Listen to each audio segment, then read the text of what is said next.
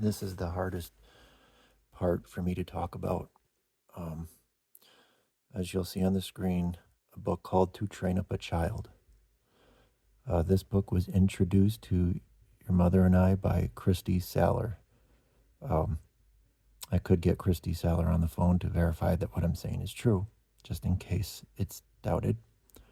But she introduced us to this book, which talks about first-time obedience.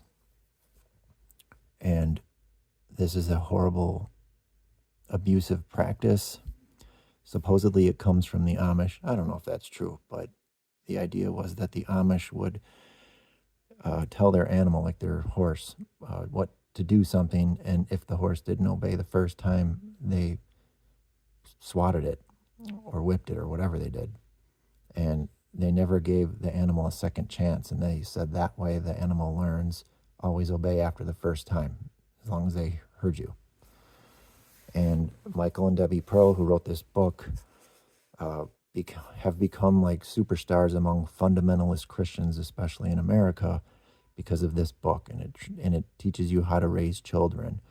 And a good chunk of this book is about how to physically abuse your children. And they quote from the Bible, as you'll see on screen. The Bible does teach to beat your children, literally. It says the word beat your children.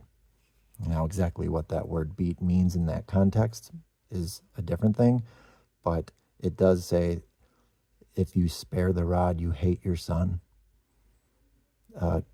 Chasten thy son while there is hope, and let not thy soul spare for his crying. So don't have mercy when they cry. Foolishness is bound up in the heart of a child, but the rod of correction shall drive it far from him.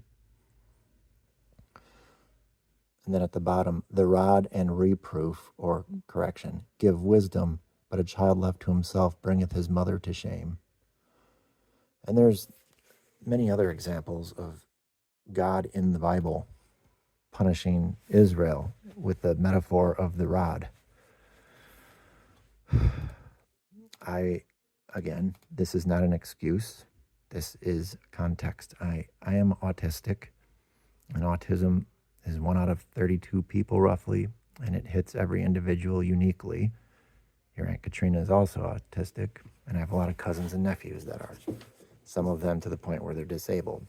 Your Aunt Katrina and I are obviously not disabled, but it can cause you to interpret things more literally when they're not intended to be literal. And I believe this has affected the way I interpreted the Bible. I do know that the entire Bible is not meant to be taken literally. I thought that was obvious, but the whole general idea of taking things more rigidly and literally, I believe the Bible was basically the transcript of the mind of God. These were the words of God. They weren't you weren't to doubt them. You weren't to pick and choose which ones you like and didn't like. If God said something, that was a description of reality. And I believe that God was the most possible wise, loving father figure there is, that fatherhood is based off of God being the father. So when I'm reading this book and it's telling me what the God the Father is teaching about how to raise your kids, of course it's teaching me to abuse my kids specifically with rods. This method of child abuse has been made infamous by a kind of a recent documentary you can watch on streaming called Shiny Happy People, where some of the people that grew up as kids in this environment describe some of the child abuse. And you can see on the screen here, this is a book called Growing Kids God's Way. It's a series from the ministry that endorses and uses To Train Up a Child as a required manual for parents of their homeschool kids. And it says here, he demands full and total obedience of a child. A child cannot negotiate, barter, or delay in obedience, and the parents must enforce complete obedience, as this is portrayed in God's mandate. And a mandate means like a command to be obeyed completely. Bill Gothard's ministry ultimately is where we got this on the screen. This is called the umbrella of authority. And as you can see, Christ is on the top. So faith in God, or obeying the Bible. And then underneath it says authority to forgive sin passed down to the pastors. That part, I don't remember, but this diagram was in our textbook for cleansing streams at the Brownsville Revival of School of Ministry that your mother and I took. We took that class. This was part of that class. And so you see at the bottom, it says husband. Underneath it, protect family, provide for family. Underneath that, wife. Underneath that, children, managers of home. And so this book, To Train Up a Child, that Christy Saller gave us, I read a good chunk of it. I can't say how much your mother did or didn't read of it, but we did talk all about it before Eliyahu was even old enough to crawl. And we agreed this is the will of God for us to raise our kids this way. And there's two parts of it. One is once the child was old enough, actually this book teaches to when they're 10 or 12 months old, you start spanking them. We never did that, but that's how crazy this book is. But it says, if the child doesn't obey, first time obedience. So if I say, you go pick your toys up and you don't even try to make an effort, or you just don't do it, it's one thing the kid gets distracted or forgets or, something like that. But if the kid obviously heard what you said and just disregarded it, you're supposed to 100% of the time use a rod and swat them on the back of the hand or on the butt. And in the book, it says you have to do it so you know it hurts them. Then you have to hug them and tell them you love them and explain what's going on, why you did it, to try and teach them. And the theory is that the kids will grow up to not only obey after the first time every time, which is ridiculous to even expect or try to attempt, but that they'll turn into godly, productive, responsible, self-sufficient, the best version of themselves, because you're following the creator of the universe's method of how to raise kids. So again, in my autistic mind, I'm thinking, first of all, this book helped me.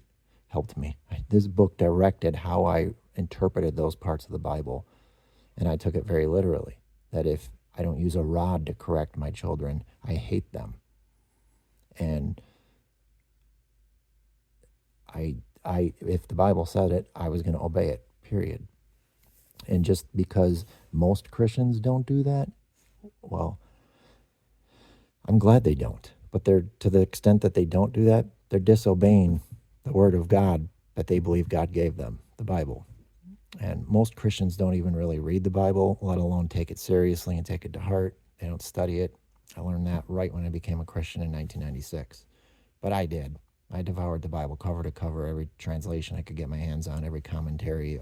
That was like my whole description of reality, my whole life. I loved the Bible. And I still love the Bible, and I still study it all the time. But from the perspective of actual scholars, not from the perspective of trying to find out what God wants from my life. I mean, I don't believe in any gods. I don't believe that Jesus is resurrected from the dead, the Son of God. But I'm still endlessly fascinated with the Bible. That was an aside. Okay, now back to this. You see the umbrella here, the husband and then the wife. So when you apply that to first-time obedience, and this is what your mother and I had discussed way before we even did it. The idea is, if I'm physically present, I am supposed to apply the first-time obedience every single time. Because according to this book, the method is important. You have to be consistent every single time, or it doesn't, quote-unquote, work.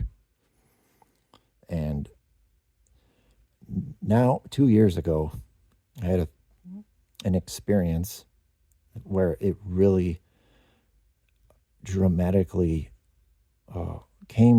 it was like in my subconscious, I guess, but it came forward to me that I was hurting you that whole time, that I was abusing you. Nobody talked to me about that and explained it to me. I was doing something, and then that came to the surface, and I was with one of my girlfriends weeping and crying for like 2 hours and talking to her about it. And ever since, and it really affected my depression, and it kick-started complex PTSD. I've had to change things in my life since then because of this. I don't know if you guys even know what complex PTSD is or what severe depression is, but yeah, this coming to light, and then remembering all these times I would spank you or whip you with the belt or hit you on the back of the hand with a ruler or a rod. This book also described how to get these dowel rods to do this with. And yeah, it's like I'll be driving, I just start feeling phantom pain on my butt from spanking you, like how much it must have hurt, or on the back of my hands, or remembering doing these things and remembering you crying and thinking, wow, I probably really physically it hurt you, but I probably really emotionally wounded my kids. And another side of this is, again, on the diagram, the husband and the wife, if I'm physically present, that was my responsibility. And the other part of it was, if I wasn't physically present, it is the mother's responsibility. And her responsibility was exactly the same. Do the exact same thing 100% of the time. Now, 2 years ago, when I had this revelation of how horrible I was, it occurred to me that I'm not sure Julie was even doing this. I think that she said she agreed to it, said she understood it, because it was clearly from the Bible. And one of our friends, Christy Saller, had recommended all this to us. And I think Julie initially agreed to it, but when it came down to actually doing it, once the kids were old enough, and I saw her do it at first, at least, I think that she stopped doing it when I wasn't around. And so what the effect is, which I'm glad she stopped doing it, but the effect was I was doing it, and it made me look like I'm the horrible person and she's the good guy, when the whole time she led me to believe that she was doing the same thing. Like, we had talked about it a handful of times over the years about, hey, you got to make sure we're consistent 100%, both of us. This isn't just like me. If I'm the only one doing it, it doesn't work. In fact, it's counterproductive, and I won't do it if you're not doing it. We both have to be doing the same thing. And she's like, yes, okay. Like, she would agree with me, but I don't think she really did. I think she just said that to placate me, and I don't think she had the skills to know how to communicate if she disagrees or doesn't feel comfortable or is confused about something. I think she would just say what you wanted to hear, and the reality might have been something different. The same thing goes like when I think Tim Delaney asked her if I believed that I was, dominant over the woman in the relationship, because there are parts in the Bible that teach that. Well, there's also parts of the Bible that don't teach that and teach the opposite. You got to pick and choose which one you're going to follow. And I didn't believe I'm supposed to tell the woman what to do. I believed that we were equal. And I think he was asking her leading questions like, does Adam think that? And I think she just didn't remember. And she's just like, well, yeah. And I think a lot of things happen that way. There was one time in Kansas City when we lived on the street with Hyde Park. And if you remember the little playground across the street where we would go all the time and I would play with you guys. One time, Julie asked me to go, just her and I, without the kids. And I want to say somebody was at the house. Somebody was watching you guys. But her and I walked over to the park. And then she tried to have a talk with me. Now, looking back, I'm saying somebody told her to do this, because this is the only time she's ever done anything like this. And I'm saying that someone was Rachel Williston, the midwife of you kids. She was in our church too.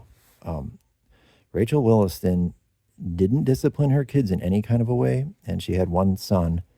And like, for instance, he at our house church in our living room one time in Kansas City, the little kid just threw a conniption fit and spit in his mom's face and was kicking and screaming and crying.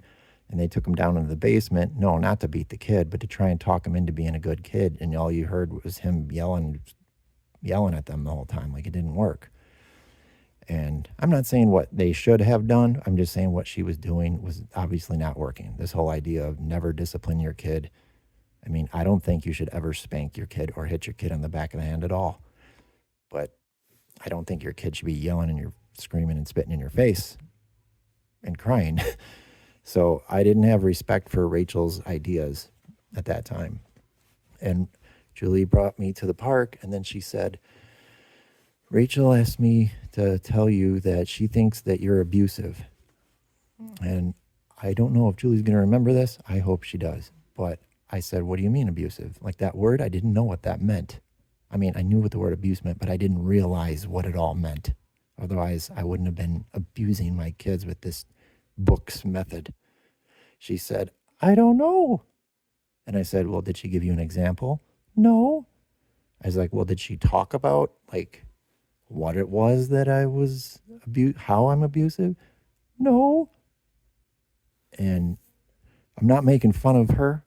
I'm saying this is what happened. And I'm remembering her voice like that. No. And I kept asking her, I was like, are you sure you can't remember anything? No. I was like, well, what do you think she meant? I don't know. I was like, well, what's the point of us having this conversation? I don't know what you're trying to address. I don't know. And that was the end of the conversation. That would have been a good time for Rachel or some adult just to talk to me face to face, plainly, reason with me, and talk with me about all of this. Because I don't think anyone else in the fellowship was doing this method, even though Christy is the one recommending it to us. I can't verify that. I don't know. I would have to ask her. But I wanted to go over all of this so you could see this diagram, as this is what I can't speak for her because apparently she doesn't remember things and just placates you by saying she agrees with you. Maybe she agrees at the moment and then forgets later, and it just doesn't sink in what she's committing to. But it said there, I'm supposed to follow the first time obedience method every time I'm there, and then she's supposed to if I'm not there. And you guys can tell me, was she doing it? Or was it just me? Because it seemed like it wasn't working at all. And I'm not sure if it would work if she was doing the same thing. But I know that if she wasn't, it definitely wouldn't work. And the other work, meaning that you'd obey after the first time. The other part of it is, I'm not going to get all into it, but this is called authoritarian parenting, and it's called corporal punishment. And studies have shown that it's unhealthy for the kids and it has negative results. There's very little positive, if any, to it. It traumatizes the kids. It reproduces violence in them. It doesn't encourage them to think for themselves and take responsibility over their actions and their own decisions. It's just, oh, I got caught. Now I got to get spanked. And that might explain why sometimes you guys would consistently just ignore what we would say. And sometimes you were very, very good. Like, I don't quite understand it all. I just know, like, if we were in public, all four of you, and we're going grocery shopping, and somebody started getting upset, like this was cute, like Eliyahu would start crying all of a sudden, and Hannah would go like, oh, look, Eliyahu's throwing a fit, and then Eliyahu would instantly stop whining. And that was all of you. Like, Hannah loved to try to get Eliyahu in trouble that way, but he would stop. And or when we were in house church, we would have you guys in the room with us when you were really small, when you're babies, and then frequently when you're a little older, or you'd be in the room with us part of the time. And out of all the kids in the fellowship, you guys were almost like perfectly behaved, like the whole time. It was unusual for children of that age to be like that.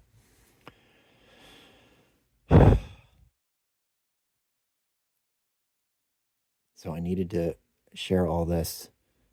Of course, yes, I'm not being emotional and crying right now, but fucking believe me, it's a very regular thing for me to be mulling over all of this and have intrusive thoughts about this, and I get distracted from what I'm doing, forget what's going on, having flashbacks of all this. And that's for this, and the other half of it is the night that we had split up. I rehearse on a daily basis, sometimes many times a day, like me wanting to say what I want to say to her and you guys and anybody else. Like, that's not what I did. I wasn't covering her mouth. and preventing her from breathing. I want it etched onto my tombstone, if I have one, that I did not do that. I did not try to prevent her from breathing. I didn't even for a split second, prevent her from inhaling air. It was a foolish decision of me trying to prevent the police and Child Protective Services from getting involved, and then everything going really south for everybody involved. And I hope that that becomes very clear, because if you could hear her going between every scream that I muffled, that gasp for air means she had free access to inhale air every single time she had to inhale air until she exhausted herself. If you want to murder someone, you wrap your hands around their neck and squeeze them. You don't grab a decorative pillow. I grabbed a decorative pillow because I thought she was going to bite my hand.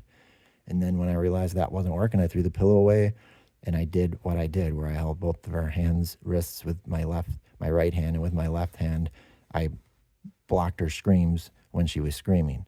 Only when she was screaming, not when she was not screaming. And I waited a split second to put my hand over her mouth. And yeah, should I have done that? No, that was foolish. But it was not an attempted murder or an attempt to hurt her. This was me freaking out, trying to prevent the cops and CPS from getting involved. And I want to say, why wouldn't she quiet down? Why is it so utterly impossible to stop yelling and screaming? She did it on a normal, regular basis, but that's another thing. But when you open the front door in that neighborhood and you scream at the top of your lungs and you won't stop, that's why I got terrified, because I knew everybody was listening. Anyways, I'm not making excuses for what I did. The way I disciplined you. I'm not saying because I'm autistic that makes it okay. It doesn't. But it does explain context and the reason why I would interpret the Bible that way.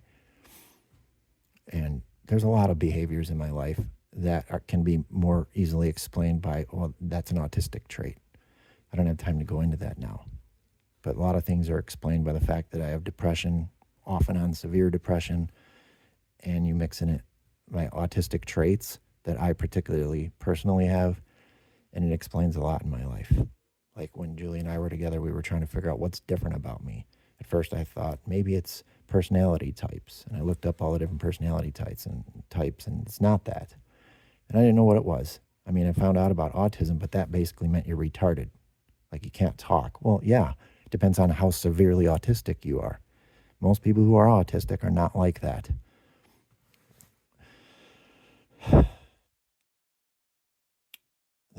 That's all I can say about that. You should watch that documentary, Shiny Happy People.